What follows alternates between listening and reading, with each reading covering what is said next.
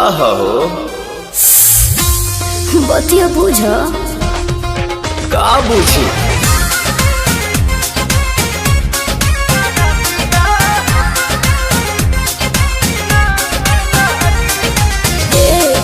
का हो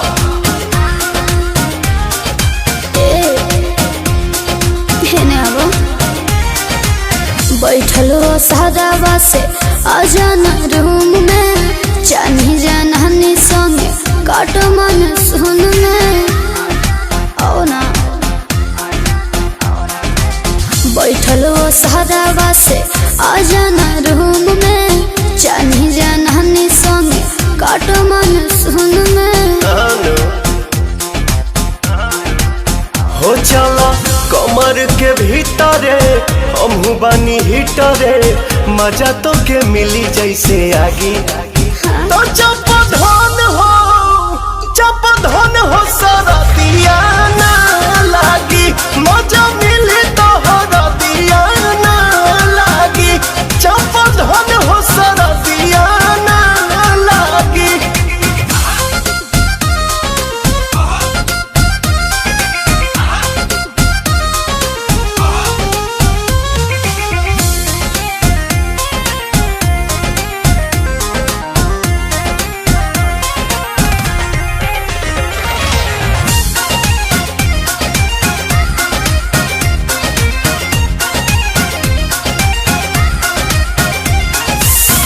अब भगा दो जरैया के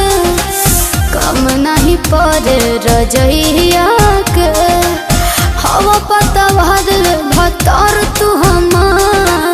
बन जाके बहिया तो नैया के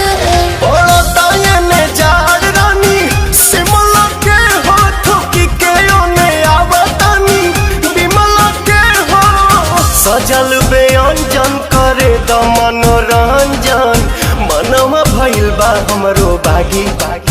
तो चप धन हो सरदिया ना लागी मजा मिली तो हरदिया ना लागी चप धन हो सरदिया ना लागी